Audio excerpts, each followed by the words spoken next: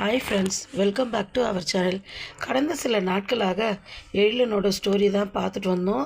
இன்றைக்கி எழிலனோட தம்பி கடைக்குட்டி கந்தனோட ஸ்டோரி தாங்க பார்க்க போகிறோம். வாங்க வீடியோக்குள்ளே போகலாம். எழிலன் மாதிரி கந்தன் இருக்க மாட்டாங்க. சுறுசுறுப்பாக இருப்பான், படிக்குவான், நல்லா படிக்குவான், நல்ல அறிவுள்ளவனாக இருப்பான், நல்ல திறமை இருக்குது. ஆனால் இவனுக்கு தான் படிக்க வைக்கிறதுக்கு பணம் இல்லாமல் போயிடுச்சு. ஏன்னா வீட்டில் 4 பேர் ஆகிட்டாங்க இல்லையா, அதனால் பணம் இல்லாமல் போச்சு. இருந்தாலும் இவனை ஸ்கூலுக்கு அனுப்புகிறாங்க படிக்கிறதுக்கு. அப்பாவை வேலை முடித்து வீட்டுக்கு வந்தாக்கா பஜ்ஜி போண்டா வாங்கின்னு வந்து கொடுப்பாரு.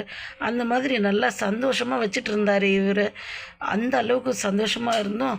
இவங்க வீட்டில் இருக்கிறது யார் தெரியுமா? கடைக்குட்டி அகிலாவோட மூத்த பொண்ணு சித்திரை விழிதாங்க. அவளுக்கு மேக்ஸு சொல்லி கொடுக்குவாங்க வீட்டில். அவங்க மாமா தான் எல்லாமே சொல்லி கொடுக்குறது.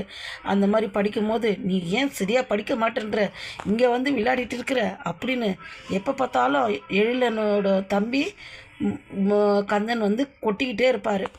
அப்புறமா தாத்தா பாட்டிக்கிட்ட போயிட்டு 2 பேருமே கம்ப்ளைண்ட் பண்ணுவாங்க.